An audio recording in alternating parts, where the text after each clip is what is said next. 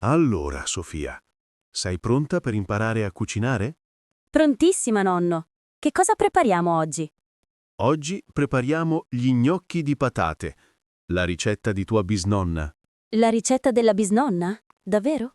Sì, lei era una cuoca bravissima. Me l'ha insegnata tanti anni fa.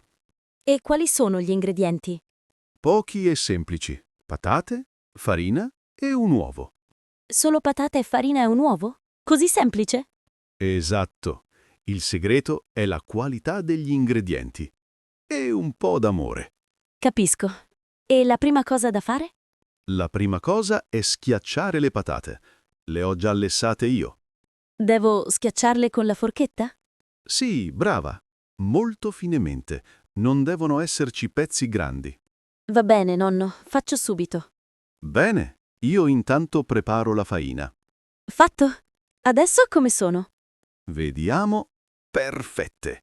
Ora aggiungiamo la farina. La farina? Quanta farina mettiamo? Mettiamo circa 300 grammi, ma andiamo a occhio. A occhio? Cosa vuol dire? Vuol dire senza pesare.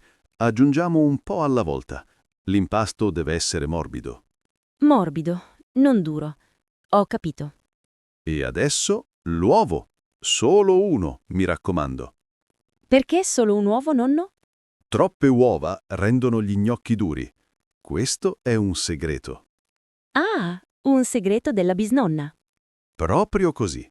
Ora mescoliamo tutto. Usa le mani, con energia. Con energia? Come quando sei arrabbiata? Esatto. Pensa a qualcosa che non ti piace. Allora penso al mio esame di economia. L'esame di economia è difficile? Sì, molto. Sto studiando tanto in questo periodo. E ti piace l'università? Sì, mi piace, ma a volte è stressante. E cosa vorrei fare dopo la laurea? Non lo so ancora, nonno. Forse un master all'estero? Capisco. L'importante è fare qualcosa che ti piace. È vero. Ora però non pensiamo all'esame. Pensiamo agli gnocchi. Brava! La cucina aiuta, rilassa la mente. Sì, mi sento già meglio. Molto bene. L'impasto è pronto. Senti com'è liscio. È vero. È morbidissimo. E adesso? Adesso facciamo dei lunghi serpenti con l'impasto. Dei serpenti? Che divertente. Sì, e poi li tagliamo a piccoli pezzi. Questi sono gli gnocchi. Ah, ho capito. È un lavoro di pazienza. Sì, la cucina richiede pazienza, come la vita. Sei un filosofo, nonno. Ti piace la filosofia? Mi piace leggere, ma preferisco il mio orto. Il giardinaggio?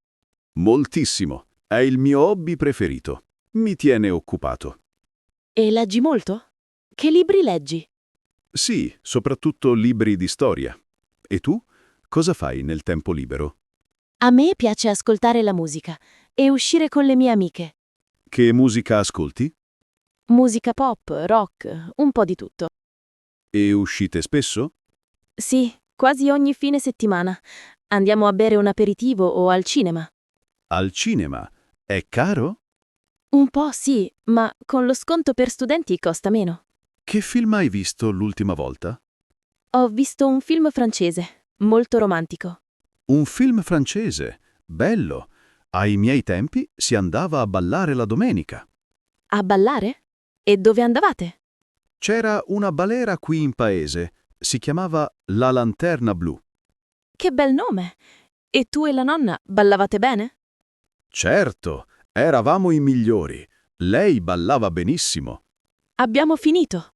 Sono tantissimi. Sì, una parte la mangiamo oggi, il resto lo congeliamo. Possiamo congelarli? Ottima idea! Così li porto a casa. Certo. Ora mettiamo l'acqua a bollire e prepariamo un sugo semplice. Che sugo facciamo oggi? Facciamo un sugo con pomodoro fresco e basilico del mio orto. Pomodoro e basilico? Il mio preferito. Lo so, la prossima volta, se vuoi, lo faremo con il pesto. Il pesto? Lo fai tu. Ti piace l'aglio?